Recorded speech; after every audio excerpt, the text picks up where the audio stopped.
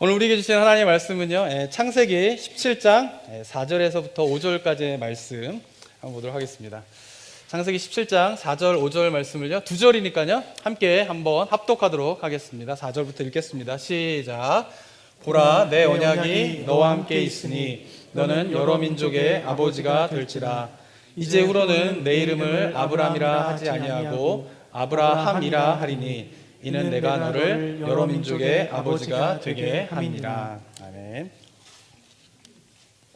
네, 아브라함의 이야기 가운데에서요, 창세기 17장은요 특별한 의미가 있는 장이라고 볼 수 있습니다. 왜냐하면은 지금까지 우리가 설교를 쭉 또 말씀드렸지만은 아브라함과 하나님은요 언약을 맺으실 때 여러 차례 이제 언약을 맺으세요. 언약을 맺고 갱신하시고 또 언약을 맺고 갱신하시는 그런 과정들을 이제 거치시게 됩니다. 그런 가운데서 이제 이 창세기 17장은요 하나님과 아브라함이 맺은 언약의 이제 완성이라고 볼 수 있는 장면이 17장에 보면 나오게 됩니다.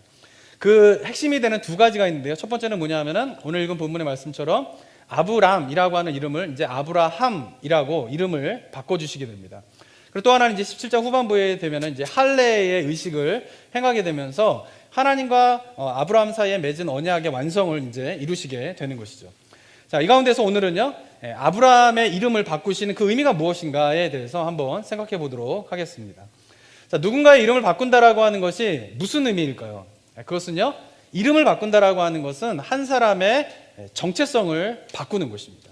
자, 그렇다면 우리가 한번 생각해 봐야 할 것은 하나님을 믿는다라고 하는 것이 어떤 의미인가, 그리고 우리가 예수 그리스도를 믿어서 구원을 받았다라고 하는 것이 어떤 의미인가를 한번 생각해 보셔야 합니다. 이것을 정체성의 관점에서 한번 생각해 본다라고 하면 어떻게 설명할 수 있냐면 바로 우리가 그리스도인이 된다라고 하는 것은 뭐냐면 우리의 정체성이 바뀌는 것, 그것이 바로 구원받은 모습이다라고 하는 것을 우리가 잘 기억해야 합니다. 마치 아브라함이 하나님의 언약에 대한 올바른 믿음을 갖게 되자 이제는 아브람이 아니라 아브라함이라고 이름을 바꿔주시면서 아브라함일 때의 정체성을 이제 버리고 이제 너는 새로운 이름 아브라함이란 이름을 가지고 새로운 정체성의 삶을 살아가라 라고 오늘 본문에서 말씀하고 계시는 것입니다. 그리고 그리스도인들도 하나님을 믿어 우리가 하나님 나라 백성으로 됨으로 말미암아 바로 과거에 있던 그 정체성을 벗어버리고 이제 그리스도인이라고 하는 정체성을 가지고 살아가는 것이 바로 구원받음의 굉장히 중요한 의미가 된다라고 하는 사실을 우리 성도님들이 기억하셨으면 좋겠습니다. 저는 우리 성도님들이 한번 그동안 이제 지내시면서 신앙생활 하시면서 이 정체성이 변해야 된다, 이 정체성에 관한 부분에 대해서 얼마나 한번 생각해 보셨는지 모르겠습니다. 오늘 시간을 통하여서요 이 정체성의 변화를 갖는다라고 하는 것이 이 구원의 그런 과정 속에서 어떠한 중요한 의미가 있는가를 잘 발견하시고 깨닫게 되는 은혜가 오늘 있게 되기를 소망합니다. 자, 그렇다면요 이 정체성이 무엇인가에 대해서 한번 생각해 봐야 합니다. 정체성이라고 하는 것을 이제 사전적인 의미로 본다라고 하면요, 정체성이라고 하는 단어의 정의는요, 어떤 존재가 본질적으로 가지고 있는 특성이라고 볼 수가 있습니다. 그러니까 어떤 존재가 있는데 그 존재가 가지고 있는 특성이 정체성이에요, 정체성. 자, 그런데 인간은 누구나 자기의 존재에 대한 인식을 하면서 살아가게 됩니다. 그 말은 무슨 말이냐면은 자기의 정체성, 즉 자기의 존재의 특성을 인식하며 살아가는 것이 바로 인간이라고 하는 존재이다라고 하는 것이죠. 자, 그런데 이 정체성을 인식하며 살아가는 것이 중요한 이유가 뭐냐면요, 자신을 어떻게 인식하며 살아가느냐에 따라서 그 삶은 완전히 다른 삶을 살아갈 수 있기 때문에 자신이 어떻게 정체성을 인식하며 살아가고 있는가는 우리의 삶 속에서 굉장히 중요한 문제가 되게 됩니다. 책 가운데에서 세상에서 가장 행복한 청소부라고 하는 책이 있습니다. 이 책이 저자는요 일본 여자분인데요, 니이치 하루코라고 하는 분입니다. 니이치 하루코라고 하는 분인데 이분은 어떤 분이냐면은 2차 세계대전 중에 이제 중국에서 태어난 일본인입니다. 중국에서 태어나서 17살까지 중국에서 살다가 17살에 이제 일본으로 이제 다시 돌아오게 됩니다. 그러니까 중국에서 태어난 일본인 2세 이렇게 볼 수가 있는 거죠. 그러니까 우리도 이제 2세들이 많이 있는데 만약에 미국에서 태어나서 2세로 태어나서 17살까지 자라다가 한국으로 돌아가게 되면 무슨 일이 벌어지죠? 어떤 문제가 생기게 되죠? 언어의 문제가 생기게 되잖아요. 언어 때문에 한국에서 적응하는 것이 쉽지는 않게 됩니다. 근데 이 하루코라고 하는 여자분도 중국에서 태어나서 17살까지 자랐기 때문에 일본으로 돌아가게 되자 일본어가 익숙하지 않기 때문에 여러 가지 이제 생활의 어려움들을 겪게 됩니다. 그러면서 여러 가지 잡을 이제 찾다가 일본어를 잘 못하니까 말을 가장 적게 하는 직업인 청소부 일을 이제 시작하게 되는 것입니다. 그래서 그 이후에 30년 동안 이제 청소부 일을 이제 하게 됩니다. 그런데 당시 일본에서는 이 청소 일을 하는 거에 대해서 사람들이 별로 이렇게 이제 좋아하지 않고 이게 꺼리끼는 일이었던 것이에요. 근데 이 여자분은 이제 30년 동안 이제 그 일을 하게 되면서 결국은 이제 하네다 공항에서 이제 청소하는 일을 이제 하게 됩니다. 그러다가 1997년도에 일본에 어떤 대회가 있냐면은 전국 빌딩 클리닝 기능 경기 대회라는 게 있답니다. 그래서 전국 빌딩 클리닝 기능 경기 대회에 이 여자분이 출전해가지고 최연소로 이제 우승을 이제 하게 됩니다. 그러면서 이제 좀 알려지기 시작하고 2015년도에는 NHK에서 다큐멘터리가 있었는데 그 다큐멘터리의 제목이 뭐냐면은 프로페셔널의 조건 이래가지고 그 청소의 프로 편에 이 여자분이 딱 출연을 하게 돼요. 근데 이때 이분의 삶의 모습을 보여주고 이분이 한 이야기들이 굉장히 이제 센세이션을 일으키게 되면서 2015년도에 NHK에서 방송된 방송 프로그램 중에 시청률이 가장 높은 시청률이 이 프로페셔널의 조건 청소의 프로 이 편이 이제 이분이 출연한 이것이 이제 인기 이제 1위가 되게 된다고 합니다. 그러면서 이제 이 프로에서 이 여자분에게 왜 이렇게 열심히 청소를 하는가라고 이제 물어보게 됩니다. 그때 여자분이 하루코가 어떻게 대답을 하냐면 이렇게 대답을 하는데요. 일을 하는 이상 저는 프로잖아요. 프로라면 당연히 그렇게 해야죠.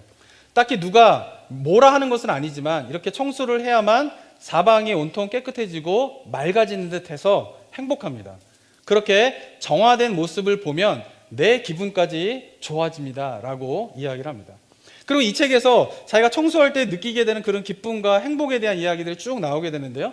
그녀는 누군가가 인정해 주기 때문에 청소를 하는 것이 아니라 청소를 자기가 하고 난 다음에 공항에 고객들이 오게 되었을 때에 고객들이 참 깨끗하다라고 느끼는 그 모습을 보는 것이 자기는 너무나 행복하다라고 하는 것이에요. 그래서 자기는 청소 일을 열심히 한다고 그러죠.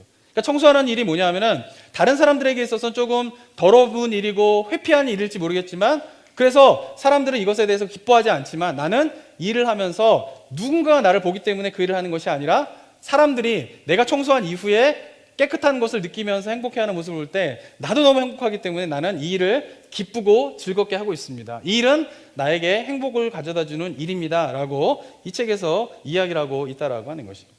사랑하는 성도 여러분, 이 청소하는 일이라고 하는 그 자체를 볼 때요, 이 자체의 일을 어떻게 보느냐에 따라 누군가는 그 일은 하고 싶지 않은 일이 돼요. 회피하는 일이 돼요. 그런데 어떻게 해요? 먹고 살기 위하여서 어쩔 수 없이 하는 일로 청소 일을 하는 사람이 있는가 하면 그 청소 일을 하면서 이 청소를 함으로 말미암아 주변이 깨끗해지고 사람들이 그로 인하여서 기뻐하는 모습이 나에게 기쁨이 된다라고 하는 마음으로 청소하는 사람이 있다라고 하는 것이에요. 누군가는 하기 싫어하는 일이지만 그러나 누군가에게는 기쁨을 가져다 주는 일이 될 수 있다라고 하는 것이죠. 사랑하는 성도 여러분, 내가 무엇을 하느냐 그리고 내가 무엇을 가지고 있느냐가 행복의 조건이 아니라는 것이에요. 나를 그리고 내가 하고 있는 일을 어떻게 인식하며 살아가느냐가 바로 행복의 조건이 될 수 있다라고 하는 것을 저는 이 책의 저자의 삶의 모습을 보면서 좀 느끼게 됩니다. 사랑하는 성도 여러분, 그렇기 때문에요. 우리가 건강하고 행복한 삶을 살기 위해서는 나의 정체성이 어디에 있으며 그리고 그 정체성을 나는 어떻게 인식하며 살아가고 있는가가 굉장히 중요한 요소가 된다라고 하는 사실을 오늘 이 시간 깨닫게 되기를 소망합니다. 자, 그렇다면 이렇게 인생에 있어서 중요한 이 정체성이 어떻게 형성되는가에 대해서 한번 살펴보면요, 이렇습니다. 자, 정체성이라고 하는 그 단어의 영어 단어는 무엇이죠? 아이덴티티입니다. 아이덴티티. 그런데 인간들은 누구나가 이 아이덴티티, 정체성을 인식하게 되는 과정이 어떻게 인식하게 되냐면요, 동일화라고 하는 과정을 거치게 되면서 아이덴티티를 가지게 돼요. 근데 동일화라고 하는 영어 단어는요, identification입니다. 근데 identification이라고 하는 단어는 두 개의 단어의 합성어인데요, 라틴어인 idem이라고 하는 단어, 이것은 같다라고 하는 뜻을 가지고 있는 단어고요. 또 하나는 만들다라고 하는 뜻을 가진 facera라고 하는 그 라틴어 두 개가 합성이 돼가지고 이제 identification이라고 하는 단어가 만들어지고 이것은 동일화라고 하는 뜻을 갖게 됩니다. 무슨 말이냐 하면은 인간이 자기의 정체성, 아이덴티티를 형성하는데 어떤 과정을 통하여 형성하게 되냐면요, 어떤 것과 자기가 같다, 동일하다라고 하는 것을 인식하게 되면서 그것을 동일화 과정을 하게 되면서 자기 아이덴티티가 형성되게 된다라고 하는 것입니다. 쉽게 말하면 이런 것이에요. 우리 오늘도 이제 지훈이가 태어났는데, 이제 지훈이가 이제 같은 아이가 딱 태어났어요. 그럼 이 아이가 어떻게 됩니까? 자기 아이덴티티를 처음부터 알고 태어나는 건 아니잖아요. 성장해 가면서 점점 자기의 정체성, 아이덴티티를 찾아가게 됩니다. 근데 그것을 어떻게 찾아가게 되냐 하면, 인간이라고 하는 존재는 누군가와 무엇과와 자기를 같다라고, 동일하다라고 생각하면서 찾아가는 것이에요. 그러니까 아이가 저렇게 태어나면은 가장 먼저 누구와 자기를 동일화시킬까요? 엄마랑 동일화시키는 거예요. 엄마 품에서 자라게 되면서 엄마와 자기를 동일하다, 같다라고 생각을 하면서 자기 정체성을 찾아가게 되는 거예요. 근데 그러던 아이가 어느 순간이 되면은 나라고 하는 인식이 생기기 시작합니다. 그러고 나서 생겨나는 인식이 뭐냐면 내 것, 나의 것이라고 하는 인식이 생겨나기 시작해요. 그래서 아이들이 어디에 집착을 하게 되냐면 자기가 놀던 장난감에 집착을 하게 돼요. 근데 장난감을 집착하게 되는 이유가 뭐냐면 자기가 놀던 그 장난감과 자기를 동일시하는 거예요. 동일시. 그래서 장난감은, 아이들에게 있어 장난감은 그냥 아이들이 노는 물건이 아니라 그 아이 자체인 것이에요. 아이는 그렇게 생각하는 것이에요. 그래서 아이들이 자기가 놀던 장난감이 부서지거나 아니면 자기가 놀던 장난감이 없어져 버렸을 때에 난리가 나는 이유가 뭐냐 하면은, 아이들에게 있어서 자기가 놀던 장난감이 부서지거나 없어진 거는 나라고 하는 존재가 부서지거나 없어지는 것과 똑같기 때문에 그래요. 왜? 아이들에게 있어서 장난감은 나의 일부인 거예요. 그래서 그 장난감과 내가 어떻게 해요? 동일시 하게 되면서 그 동일시하는 과정 속에서 나라고 하는 인식이 옷 입혀지게 되고, 그러면서 자기의 아이덴티티가 형성되게 된다라고 하는 것이죠. 그러니까 아이덴티티가 형성될 때에 사람이 무엇과 누군가와 동일화 작업, 아이덴티피케이션, 동일화 작업을 하게 되면서 자기의 아이덴티티가 형성된다라고 하는 사실을 우리가 기억하는 것이 굉장히 중요합니다. 자, 그렇다면 이런 동일화 과정이 아이들에서 끝나게 되느냐? 그렇지 않다는 거예요. 어른들도 마찬가지가 됩니다. 아이들은 장난감하고 나를 동일하다라고 생각하면서 자기 정체성을 찾아가잖아요. 이러한 모습이 나이가 들고 성인이 되면서 어떻게 변해가는지 아십니까? 내가 입은 옷, 내가 가진 차, 내가 가진 집을 나와 동일시하는 거예요. 그래서 뭐예요? 나의 옷, 내가 입은 옷, 내가 타는 차, 내가 사는 집이 뭐예요? 나의 정체성이 돼버리는 거예요. 그래서 이러한 사람들의 심리를 이용해가지고 마케팅 전략에서 이런 부분들을 활용하기 시작하게 됩니다. 한번 한국에 있는 광고인데요. 이런 광고가 있습니다. 집 광고인데요. 당신이 사는 곳이 당신을 말해줍니다. 네. 사람들이 어떤 거예요? 그럼 이 롯데 캐슬. 네. 어디 사는 거예요? 캐슬에 사는 거예요. 캐슬에서. 아파트 이름이 롯데 캐슬이에요. 캐슬.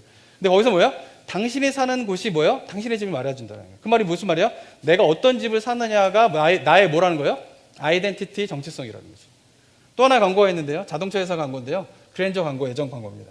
뭐냐면은 요즘 어떻게 지내냐는 친구의 말에 그랜저로 대답했습니다.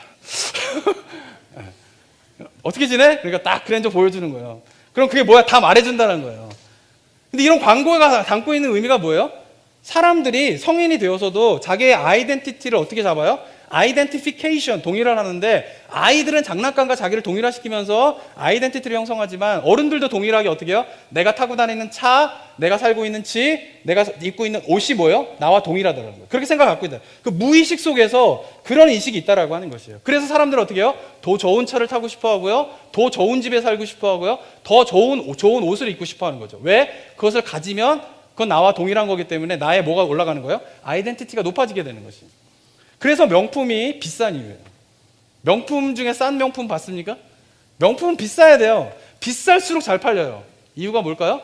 비싸야지 누구나 살 수 없는 거예요. 그래서 누구나 살 수 없는 그것을 내가 소유할 때 나는 뭐가 높아져요? 아이덴티티가 높아지는 거예요. 근데 그 이면 속에 깔려있는 그 정서와 무의식의 생각은 뭐냐면요, 그 물건과 나를 동일화하기 때문에 그렇다라고 하는 것이에요. 그래서 뭐예요? 이러한 마케팅 전략이 오늘날 자본주의의 소비 사회에서 굉장히 효과적으로 사람들한테 임팩트를 주게 되고, 이런 광고를 통하여서 사람들을 어떻게 해요? 더 좋은 옷, 더 좋은 집, 더 좋은 차를 가지려고 하는 그런 소비 심리가 살아나게 된다라고 하는 것입니다. 사랑하는 성도 여러분, 우리가 이런 부분에 대해서 한번 잘 생각해 보셔야 돼요. 인간은 무엇인가 동일화 작업을 통하여서 정체성을 세워가고 있는데, 현대인들은 거의 대부분이 물질, 물건과 자기를 동일화하면서 자기 아이덴티티를 세워가고 있다라고 하는 것이죠. 그런데 안타까운 것은 이런 물건에다가 기초를 둬서 자기 아이덴티티를 두었을 때에 결국은 시간이 지나면 만족감이 떨어지게 돼 있어요. 왜? 물건이라고 하는 것은 시간이 지나면 가치가 어떻게 해요? 떨어질 수밖에 없기 때문에 그래요.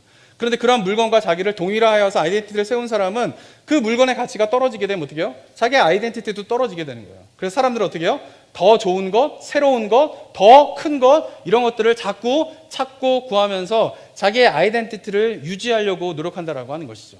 그런데 거기에는 뭐예요? 한계가 있는 것이죠. 그래서 현대인들은요, 불안정하고 불안한 삶을 살아가고 있는 것이죠. 인류의 역사 속에서 이 시대는요, 우리가 살고 있는 시대는요, 어느 시대보다도 물질적인 풍요로움을 누리고 있는 시대예요. 이렇게 풍요로웠던 적이 인류 역사상 없었어요. 그런데 아이러니컬한 건 뭐냐면요, 그렇게 물질적인 풍요를 누리고 살아가고 있는 현대인들의 삶 속에서는요, 과거에 어느 시대에 살았던 사람보다 불안함이 커요. 과거에 어느 시대에 살았던 것보다 사람들보다 정신적인 문제를 많이 안고 있어요. 이유가 무엇 때문일까요? 자기의 아이덴티티를 어떻게 해요? 물질과 자기의 아이덴티피케이션을 하면서 형성되었기 때문에 그렇다라고 하는 것입니다. 지금도요, 사람들이 인류 역사를 살펴보면요, 지금도 여러 곳에 전쟁이 일어나기 때문에 여러 곳에 전쟁이 있지 않습니까? 근데 인류 역사를 확장해서 생각해보면은 최근 60년이요, 인류의 역사 속에서 가장 전쟁이 적을 때예요. 옛날에는 세계 곳곳에서 전쟁이 일어났어요. 인류의 역사는, 인간의 역사는 전쟁의 역사예요. 그리고 요즘에가 최근 60년이 가장 어쩌면 전 세계적으로 봤을 때는 전쟁이 가장 적은 시대예요. 그런데 아이러니컬한 건 뭡니까? 그 전쟁이 적은 시대에 현대인들은 가장 불안해하면서 살아가고 있다라고 하는 것이죠. 그 이유가 어디에 있는가라고 하는 것을 우리가 생각해 봐야 한다라고 하는 것입니다. 자, 그렇다면 이런 아이덴티티의 문제를 우리가 잘 인식한다라고 하면 그리스도인이 된다라고 하는 것이 무엇을 의미할까를 이런 관점에서 한번 새롭게 생각해 봐야 한다라고 하는 것이죠. 그리스도인이 된다라고 하는 것은요, 인간은 본질적으로 물건이나 다른 어떤 것을 동일화 작업을 하면서 그 위에 자기의 정체성을 세우게 되는데, 그리스도인이 된다라고 하는 것은 뭐예요? 그 자기의 정체성을 하나님 이외에 다른 것에 두었던 그 삶을 어떻게 해요? 버리는 것이에요. 그리고 어떻게 해요? 예수 그리스도의 십자가 위에 하나님에게 나의 정체성을 새롭게 두고 세워가면서 살아가는 것이죠. 쉽게 말하면 지금까지 얘기한 것처럼 인간은 물질과 동일화 작업을 하면서 자기의 아이덴티티를 하면서 살아가게 되는데, 그리스도인이 된다라고 하면 그 동일화 작업을 했던 것을 버리고 이제는 자기가 어떻게 해요? 하나님과 자기를 동일화하는 거죠. 특별히 하나님께서 이 땅에 예수 그리스도를 보내심으로 십자가에 못 박혀 죽으신 그 십자가의 사건을 나와 동일화 작업을 하면서 그 십자가 위에 나의 아이덴티티를 세워가는 것이 바로 그리스도인 됨의 의미다라고 하는 것을 우리가 기억해야 하는 것이에요. 그래서 사도 바울은 갈라디아서 2장 20절에서 이렇게 고백을 하고 있는 것입니다. 한번 갈라디아서 2장 20절 한번 읽어보도록 하겠습니다. 시작. 내가 그리스도와 함께 십자가에 못 박혔나니 그런즉 이제는 내가 사는 것이 아니요 오직 내 안에 그리스도께서 사시는 것이라. 이제 내가 육체 가운데 사는 것은 나를 사랑하사 나를 위하여 자기 자신을 버리신 하나님의 아들을 믿는 믿음 안에서 사는 것이라. 네, 사도 바울이 갈라디아서 2장 20절에서 어떻게 이야기합니까? 내가 그리스도와 함께 십자가에 못 박혔다라는 거예요. 근데 실제로 사도 바울이 예수님처럼 십자가에 못 박혀 죽었습니까? 아니에요. 이 고백을 할 때에 사도 바울은 단 한 번도 십자가에 못 박힌 경험이 없어요. 그런데 사도 바울이 어떻게 고백합니까? 내가 이제 그리스도와 함께 십자가에 못 박혔다라는 거예요. 그 말은 무슨 말이냐면, 내가 예수 그리스도를 믿는 것은 예수님께서 십자가에 못 박히신 그 십자가의 사건과 나를 어떻게 한다는 거예요? 동일화한다는 것이죠. 예수님께서 십자가에 못 박힌 사건은 내가 박힌 사건이라는 것이에요. 그리고 갈라디아서에서 예수 그리스도가 십자가에 못 박혀 죽으시고 3일 만에 부활하신 것을 내가 부활했다라고 이야기를 한단 말이에요. 사도 바울은 한 번도 죽은 다음에 부활한 적이 없어요. 그런데 예수님께서 죽으시고 3일 만에 부활한 그 사건을 내가 믿을 때에 바울은 어떻게 믿고 있는 거예요? 그 부활하신 사건과 나를 동일화시키면서 하고 있다는 거예요. 그래서 뭐예요? 나도 살았고 나도 십자가에서 죽었다라고 이야기를 하고 있는 것입니다. 바울은요, 과거에 자기의 정체성을요, 율법과 동일화 작업을 하면서 율법 위에서 아이덴티티를 세웠던 사람이에요. 그런데 예수 그리스도를 믿게 되자 어떻게 됩니까? 자기가 동일화 작업을 했던 그 율법을 버리고 이제 어떻게 해요? 예수 그리스도의 십자가와 내가 동일하다라고 하는 동일화 작업을 통하여서 그 위에 아이덴티티, 정체성을 세우고 있다라고 하는 것입니다. 이것이 바로 오늘 창세기 17장에서 하나님께서 이제 너는 아브라함이라 하지 않고 이제부터는 내가 내 이름을 아브라함이라 하리라 라고 하는 의미와 동일한 의미가 된다라고 하는 것이에요. 왜 이것이 중요합니까? 이 정체성의 변화가 일어나지 않으면 하나님의 약속의 말씀이 그 삶 속에서 성취될 수가 없는 것이에요. 계속 우리가 살펴보고 있지만 아브라함의 삶 속에서 약속이 주어지는데 계속 그 약속이 실패와 영적인 좌절로 이어지게 되는 이유가 무엇입니까? 아브라함의 정체성이 변하지 않았기 때문에 그렇다라고 하는 것이에요. 저는 우리도 마찬가지라고 생각합니다. 우리도요, 예수 그리스도의 십자가의 사건은 뭐라고 이야기합니까? 복음이잖아요, 복음. 복음은 뭐예요? 기쁜 소식이란 말이에요. 그런데 예수님을 믿는데 이 복음이 기쁜 소식으로 다가오지 않는 경우가 있다라고 하는 것이죠. 예수님을 믿고 복음에는 능력이 있다라고 하는데 그 복음의 능력이 무엇인가를 모른 채 살아가는 성도님들이 많이 있다라고 하는 거예요. 교회를 다니고 있는데 내가 예수 그리스도를 믿는다라고 하는데 복음이 기쁜 소식이 아니에요. 복음에는 능력이 있다라고 하는데 그 능력이 그 삶 속에서 체험되지 않는다면 그 이유가 무엇 때문일까요? 그것은 바로 나의 정체성이 예수 그리스도의 십자가 위에서 아직 세워지지 않았기 때문에 그렇다는 것이죠. 그렇기 때문에 우리가 기억해야 할 것은 나의 정체성이 지금 어디에 두고 있는가를 발견해야 돼요. 그리고 그것으로부터 떠나 바울의 고백처럼 예수 그리스도의 십자가 사건과 내가 동일화되면서 그 십자가 위에서 나의 아이덴티티를 세울 때에 우리는 복음의 능력, 복음의 기쁨을 맛볼 수 있다라고 하는 사실을 기억하는 우리 성도님들 되셨으면 좋겠습니다. 자, 그런 가운데서 우리가 십자가 위에 우리의 정체성을 세우는 것이 실질적으로 어떤 유익이 있는가, 영적 유익이 있는가에 대해서 몇 가지 예를 더 들어보도록 하겠습니다. 자, 많은 분들이요, 이제 자녀를 낳게 되면요, 우리 지훈이 같이, 지훈이 참 잘하네요, 오늘. 설교랑 딱 맞아 떨어지게. 자녀를 딱 낳게 되면요, 어떻게 됩니까? 많은 부모들은요, 자기의 정체성을 그 자녀 위에 두게 됩니다. 자녀와 자기를 이제 부모들도 동일화 작업을 하게 되는 거죠. 그러면서 부모가 자녀의 교육과 동일화 작업을 하게 되면서 자녀가 공부를 잘하고 성공하면 부모의 아이덴티티도 올라가고요. 자녀가 공부를 잘 못하거나 성공하지 못하게 되면 부모의 아이덴티티도 낮아지는 일들이 많이 벌어지고 있어요. 이런 경우가 뭐예요? 부모의 삶의 모든 초점이 어떻게 해요? 자녀 교육에 맞춰져 있는 경우가 있죠. 근데 이것이 아마 보편적으로 현대인들 사회에서 일어나는 현상인 것 같아요. 그래서 정신분석학적으로 이러한 현상들에 대해서 정의한 단어가 있는데 그것이 뭐냐면 빈둥지 증후군이라고 하는 현상이 현대인들에게 많이 나타난다라고 이야기를 합니다. 기사에서 딴 내용인데요.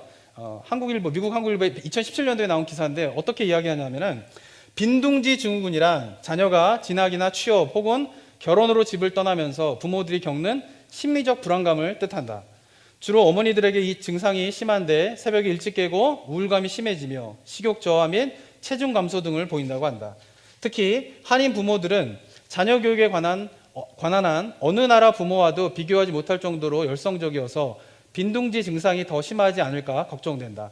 세계보건기구는 빈둥지 증후군과 같은 우울증이 2020년경이 되면 인류를 괴롭힐 세계 2위의 질병이 되리라고 진단했다, 전망했다라고 기사가 있습니다.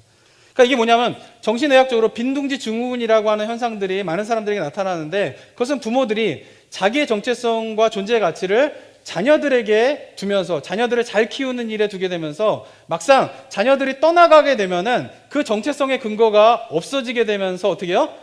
자기가 어떻게 해요? 이게 정신적으로 이게 요즘 말로 하면 이게 멘붕 상태가 온다라는 거예요. 멘탈이 붕괴되는 그런 상태에 오게 되면서 나타나는 현상들이 바로 빈둥지 증후군이다라고 하는 것이죠. 말씀드린 것처럼 자녀의 성공이 자기의 존재 가치와 연결되어서 움직이게 되는 것이죠. 그런데 자녀가 성공해서 자기의 가치가 거기에 더서 올라갔던 부모들도 막상 그 자녀가 부모를 떠나게 되는 시점이 되게 되면은 그렇게 세워졌던 가치조차도 또 무너지게 되면서 빈둥지 증후군이라고 하는 현상이 나타난다라고 하는 것입니다. 자, 이런 현상 가운데 있는 사람이 예수님을 믿는다면은 그 예수님을 믿는다라고 하는 의미가 무엇일까요? 그것은 자신과 자녀를 동일시하면서 자녀의 성공 여부에 자기의 정체성이 좌우되었던 사람이 이제는 어떻게 돼요? 예수 그리스도의 십자가를 받아들인다라고 하는 것은 더 이상 자녀에게 자기의 정체성과 존재 가치를 부여하는 것이 아니라 예수 그리스도의 십자가 사건에 자기의 존재 가치와 정체성을 부여한다라고 하는 것이죠. 그러니까 예수님의 십자가의 사건에 나의 정체성을 기반을 둔다라고 하는 것은 뭐냐면 이제는 하나님 이외에 다른 것에 나의 존재의 가치를 부여하지 않겠다라고 하는 것을 다짐하는 것이에요.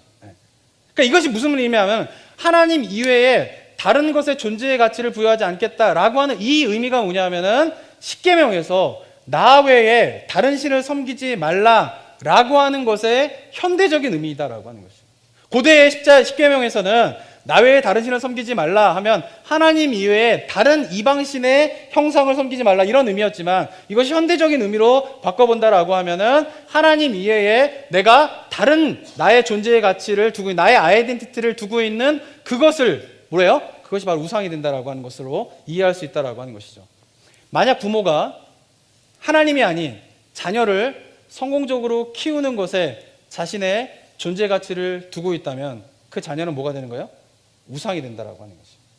이 말은 우리가 부모로서 자녀를 위하여 헌신적으로 자녀를 키우면 안 된다 이런 얘기를 하는 게 아니에요. 뭐를 구분하라는 거예요? 부모로서 자녀를 위하여서 헌신하는 것과 자녀가 우상이 되는 것을 구별할 수 있어야 된다라고 하는 것이죠. 그런데 이거를 구별하지 못하고 자녀가 우상이 되어져서 살아가고 있는데 자기는 자녀를 사랑한다라고 생각한다라고 하는 것이죠. 만약에 부모가 되어서 자녀가 자기 우상이 될 때는요, 자녀에게 부모가 얼마나 큰 부담이 되는지 모릅니다. 만약에 자녀가 그런 가운데에서 자녀가 실패하잖아요? 성공하지 못하잖아요? 그럼 자기가 성공하지 못하고 실패해도 이것이 어때요? 너무나 힘든데 더 힘든 건 뭘까요? 내가 부모의 기대를 만족시켜주지 못했다. 내가 성공하지 못하고 내가 좋은 대학에 가지 못해서 부모의 기대에 내가 부응하지 못했다라고 하는 부담으로 말미암아 더 힘들어지게 된다라고 하는 것이죠. 그런데 만약에 부모가 그러한 상황에서 예수 그리스도를 믿으면서 자기의 정체성을 변함없는 하나님의 신실하신 그 사랑에 두고 있다라고 하면 만약에 자녀가 실패하고 성공하지 못해서 절망 가운데 있을 때에 자녀가 만약에 우상인 사람은 부모에게 더 큰 부담을 지어지게 되지만 그렇지만 만약에 부모가 자기의 정체성을 변함없는 하나님의 사랑, 십자가의 사랑에 두고 있다라고 하면 자녀가 실패했을 때에 그 자녀를 일으켜 세워줄 수 있는 부모가 될 수 있다는 거예요. 왜? 자녀의 실패와 성공에 따라 자기의 아이덴티티가 흔들리지 않기 때문에 그래요. 자녀가 실패해도 부모가 예수 그리스도의 변함없는 사랑에 자기 아이덴티티를 두고 있다라고 하면 거기에 따라 같이 무너지지 않아요. 그리고 오히려 변함없는 하나님의 사랑을 아이덴티티를 두고 있는 부모들은 그 하나님의 사랑 안에서 에너지를 받게 되면서 성공하지 못하고 무엇인가 실패해서 쓰러지고 낙담하고 있는 그 자녀를 일으켜 세울 수 있는 그런 부모로 달라질 수 있다라고 하는 것이에요. 그러니까 우리가 예수 그리스도를 믿은 다음에 그 예수 그리스도의 십자가에 우리의 아이덴티티를 두면서 살아간다라고 하는 것은 우리 실질적인 삶의 문제 속에서 얼마나 우리에게 힘과 능력이 된다라고 하는 것인지를 기억하는 우리 성도님들이 되셨으면 좋겠습니다. 한 가지만 더 예를 들어보면요, 복음으로 인한 정체성의 변화가 중요한 것에 대해서 제가 종종 이제 말씀드리는 팀 켈러 목사님이라고 하는 분이 계신데 그분이 쓴 책 중에 내가 만든 신이라고 하는 책이 있습니다. 제가 예전에도 한번 소개를 해드렸는데요. 그 책에 보면 이런 내용이 나오게 돼요. 팀 켈러 목사님이 이제 심호하시는 교회에 이제 어떤 일이 있었냐면은 한 자매가 있는데 바이올리니스트가 있었어요. 그 바이올리니스트는 굉장히 연주를 잘하는 바이올리니스트였대요. 그리고 이 목사님은 이 자매를 볼 때마다 연주를 참 너무 잘한다, 아름답게 참 연주를 잘한다 이렇게 생각했는데 알고 보니까 이 자매가 계속 정신과의 치료를 받고 있는 것이에요. 그래서 왜 이렇게 정신과의 치료를 받고 있을까가 궁금해가지고 자매에게 양해를 구해가지고 그 자매가 만나고 있는 정신과 의사를 만나가지고 이 자매의 상황이 지금 어떤지에 대해서 한번 물어봤다고 합니다. 그랬더니 그 자매를 상담하던 정신과 의사가 얘기하기를 어떻게 이야기하냐면요, 그녀는 사실상 부모의 인정에 중독되어 있습니다. 부모는 늘 딸이 세계 정상급 음악가가 되기를 원하고 있는 것이죠. 그녀는 실력이 꽤 좋지만 그러나 자기 분야에서 정상에 이르지는 못했어요. 그래서 자기의 부모를 실망시켰다는 생각에 제대로 살아가고 있지 못하는 상태입니다 라고 그 정신과 의사가 이야기를 하게 돼요. 그래서 그녀는 약의 도움을 받아가지고 우울증을 다스리긴 하지만 그러나 근원적인 치료를 받지 못하고 있는 것이죠. 그래서 계속 정신과 상담을 받을 수밖에 없는 것이죠. 그러면서 그녀가 늘 마음속으로 생각하는 생각은 뭐냐면요, 유명한 바이올리니스트가 될 수 없다면 나는 부모님을 실망시키는 것이고 내 인생은 실패인 거야 라고 하는 생각 속에 빠져들고 있는 거예요. 그러면서 어떻게 해요? 살고 싶지 않을 만큼 그 부분에 대해서 괴로워하고 힘들어하면서 죄책감에 시달리는 상태가 지속되었다라고 합니다. 그녀의 문제가 무엇일까요? 바로 그녀의 정체성이 부모의 기대에 있는 것이에요. 부모의 기대와 자신을 동일화시키는 일을 하고 있었던 것이죠. 그래서 이 틴켈러 목사님이 이런 상황에 있는 자매를 이제 알고 난 이후에 한번 이 자매에게 이 자매가 복음에 예수 그리스도의 십자가에 직면할 수 있도록 이제 해야 되겠다 싶은 생각이 들어서 이 자매와 상담을 시작했다고 합니다. 그러면서 이 자매가 결국은 복음을 받아들이게 되었어요. 그래서 복음을 받아들이면서 그녀가 깨달은 것이 있는데 그것이 뭐냐면요. 그녀가 깨달으면서 이 사실을 깨달으면서 그냥 완전히 달라지게 돼요. 근데 뭘 깨달았냐면은 바로 음악 실력이 아니라 은혜로 구원을 받는다는 사실을 확신하게 된 것이에요. 지금 이 얘기를 들으면 우리 성도님들 어떠세요? 뭐 당연한 거 아니야? 이렇게 생각하죠. 그런데 의외로 많은 사람들이 어떻게 해요? 은혜로 내가 구원을 받았다라고 하는 사실을 확신하지 못한 채 교회를 다니고 있는 거예요. 이 자매도 그랬던 거예요. 왜? 자기의 정체성이 어디에 있기 때문에. 부모의 기대에 있기 때문에. 근데 자기의 정체성이 부모의 기대에 있다라고 하는 사실조차도 자기가 모르는 거예요. 그래서 자기가 어떻게 해요? 뭐 때문에 이렇게 우울하고 괴로운지를 모르는 거예요. 그리고 더 중요한 것은 자기가 교회를 다니고 있지만 내가 예수 그리스도의 십자가와 동일화가 되어서 내가 그 예수 그리스도의 십자가 위에 나의 정체성을 세우지 못하고 있다라고 하는 사실도 모른 채 교회를 다니고 있는 거예요. 그래서 뭐예요? 이 문제가 반복되는 거죠. 그런데 어느 날 그녀가 이 십자가의 사건에 직면하면서 십자가와 자신을 동일화 작업을 하게 되면서 깨달은 게 뭐예요? 그동안 뭐예요? 음악 실력이 아니라 은혜로 말미암아 구원받았다라고 하는 사실을 깨닫게 되었다라고 하는 거죠. 그러면서 시편 27편 10절의 말씀을 받아들이게 되는데요. 시편 27절 10절의 말씀이 뭔지 아십니까? 이것입니다. 내 부모는 나를 버렸으나 여호와는 나를 영접하시리라. 그녀의 마음 가운데 확 꽂힌 성경 말씀이 뭐냐면 시편 27편 10절의 말씀인데 내 부모는 나를 버렸으나 여호와는 나를 영접하시리라. 많은 사람들이 이 구절을 보면요 그냥 지나칠 구절이에요. 그런데 그 문제 속에서 신음하고 있던 그 자매는 이 구절이 마음에 와서 꽂히는 것이죠. 그러면서 어떻게 해요? 자신이 최고의 바이올리니스트가 되지 못하면 부모님의 인정을 받지 못할 것이다 라고 하는 생각이 갇혀있던 그녀가 이제는 부모님이 인정해주지 않더라도 여호와 하나님께서 나를 영접해 주시는구나. 여호와 하나님이 나를 있는 모습 그대로 실패하면 실패한 대로 성공하면 성공한 대로 나를 받아주시는구나 라고 하는 이 복음의 메시지에 그녀의 영혼이 부닥치게 되었을 때에 그동안 그녀를 힘들게 하고 괴롭혔던 일에서 벗어날 수 있었다라고 하는 것이죠.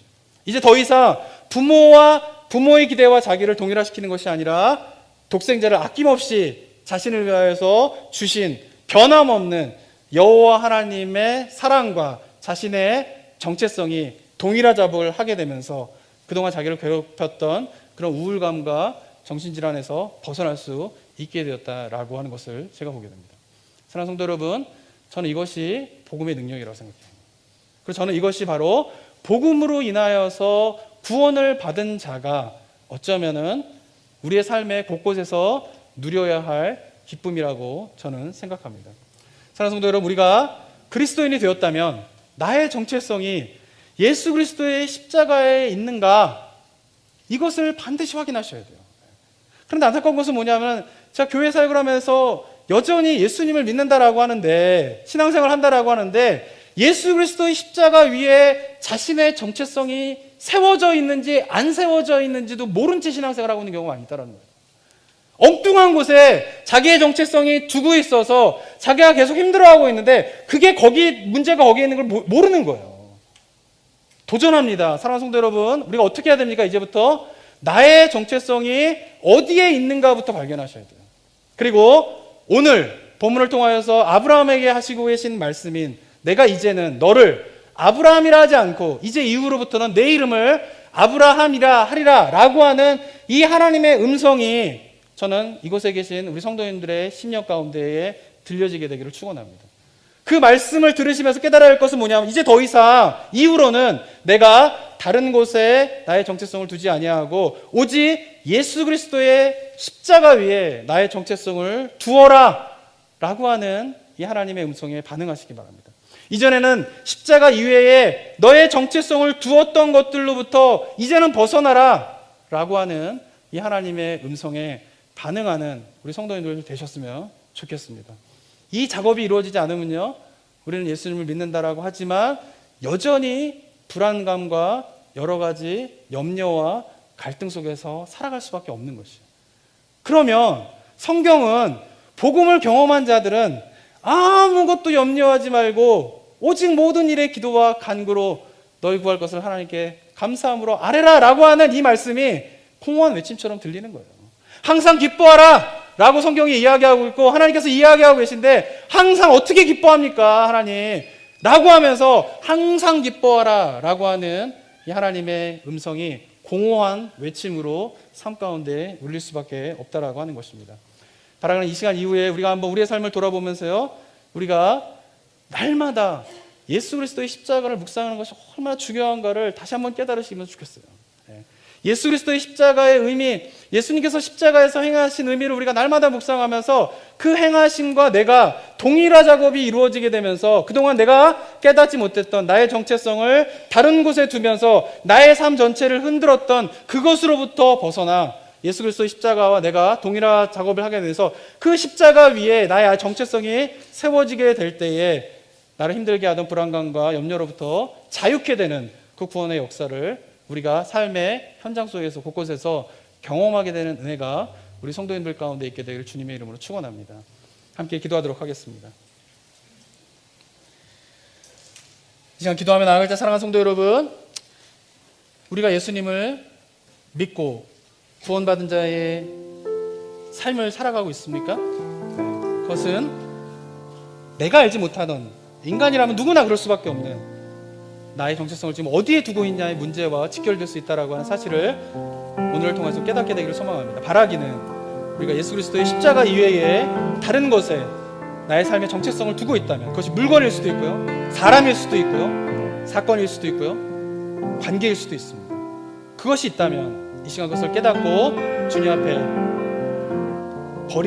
그것을 버리는 은혜가 있게 되기를 소망합니다. 그리고 주님께서 이제부터 너는 아브라함이라 하지 않고 아브라함이라 하리라 라고 하는 주님의 음성이 동일하게 우리 성도님들에게도 말씀하고 계신 하나님의 음성입니다. 그 음성에 반응하여 그 과거의 정체성을 버리고 예수 그리스도의 십자가와 동일화가 되면서 그 위에서 나의 정체성을 찾아가고 세워가게 되는 그런 은혜가 있게 되길 소망합니다 라는 마음을 가지고 이 시간 함께 들으신 말씀을 묵상하면서 기도하며 주님 앞에 나아갔으면 좋겠습니다. 함께 기도하도록 하겠습니다.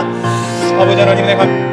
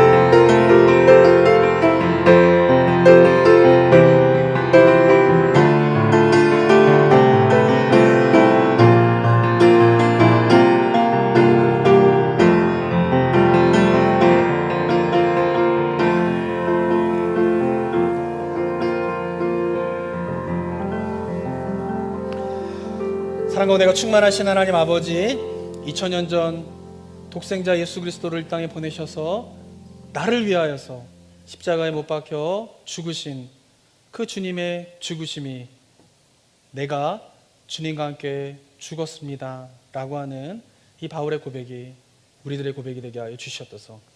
예수 그리스도가 십자가에 못 박혀 죽으시고 3일 만에 부활하신 그 사건이 나도 주님과 함께 부활했습니다 라고 고백하는 사도 바울의 고백이 여기 계신 모든 성도님들의 고백이 되게 하여 주시옵소서. 그래서 나도 알지 못하는 가운데 나의 삶 전체를 흔들고 있는, 내가 나의 정체성을 두고 있는 그 무엇인가로부터 벗어나 예수 그리스도의 십자가와 내가 동일화되게 되면서 그 십자가 위에 나의 정체성을 세우게 되면서 이 땅 가운데 우리가 감당해야 할 여러 가지 삶의 문제들과 어려움이 있지만 세상은 난리와 난리가 펼쳐지고 있고 그 가운데에서 사람들은 불안과 염려로 서로 걱정하고 있지만, 그러나 예수 그리스도의 십자가의 사랑, 그 사건이 나의 정체성을 그곳에 둔 우리 성도님들은 그 모든 환난 속에서도 항상 기뻐하며 아무것도 염려하지 말고 오직 주님께 간구하며 나아가게 되는, 구원받은 자가 누리게 되는 삶의 능력과 기쁨을 경험하는 그런 역사가 이곳에 계신 모든 성도님들 삶 가운데 있을 수 있도록 주님 도와 주시옵소서. 은혜 감사드리며 예수 그리스도의 이름으로 기도드립니다. 아멘.